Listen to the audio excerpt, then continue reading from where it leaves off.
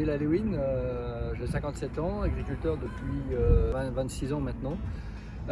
Sur une exploitation de polyculture élevage, aujourd'hui à dominante élevage, production de lait. En fait, nous sommes sur une exploitation de 200 hectares, dont à peu près les 2 tiers sont réservés à la culture, les surfaces fourragères pour nourrir le troupeau laitier, et 1 tiers pour produire des céréales pour la vente.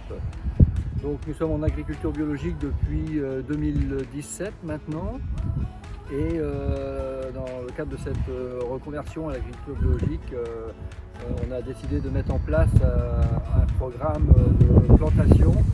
Donc cette plantation ici, avec des arbres de bois d'œuvre, il y a du cormier, il y a de l'alisier des bois, il y a du tilleul, du chêne, de l'orme champêtre.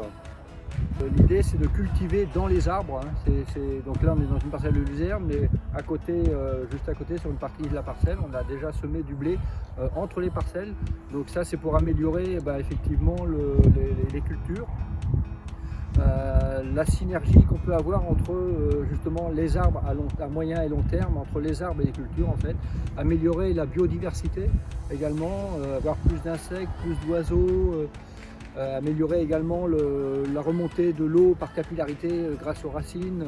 On a planté également 300 arbres autres d'une autre essence, c'est du saule. De l'autre côté, pour les vaches laitières, des arbres pour faire de l'ombrage. On a planté une haie de 550 mètres avec 5 essences différentes. On a planté 60 arbres dans les prairies également pour faire de l'ombrage, donc des grands arbres, des hêtres, des chênes, des tilleuls, etc. Nous avons planté donc en 2020 plus de 1000 arbres sur l'exploitation.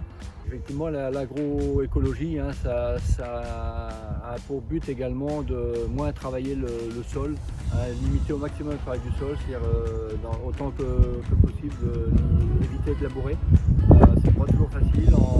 En franche terre, c'est plus compliqué de ne pas labourer, mais aujourd'hui sur l'exploitation, je peux dire que j'ai diminué le labour d'environ 50%.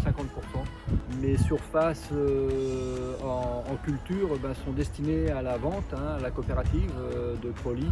C'est une branche qu'on a développée depuis 5 ans maintenant à la coopérative. On collecte cette année plus de 6500 tonnes de céréales bio, toutes espèces confondues.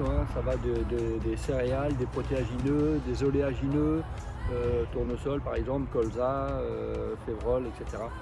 Et on a un bel essor dans la région grâce aux conversions qui se sont faites depuis 3 ans des surfaces